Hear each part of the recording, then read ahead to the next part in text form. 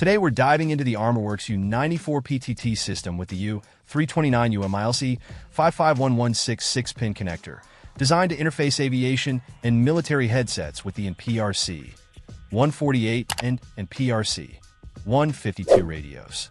This PTT system boasts a robust 42-inch reinforced cable, ensuring durability in demanding environments. On one end, it features a TP-120U-174U 93 female socket compatible with various headsets, while the other end sports the Nexus U-329 6-pin MIL-C 55116 plug, a NATO standard. What stands out immediately is its pre-wired configuration for NATO US wired headsets, simplifying setup with standard wiring, mic-ER+, mic+ER.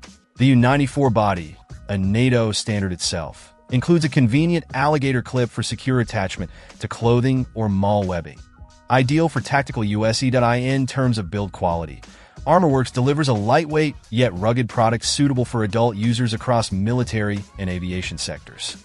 Its over-ear form factor ensures comfort during extended use, crucial for long missions or operations. Connectivity is straightforward and reliable, catering to professionals who require seamless integration with their communication gear.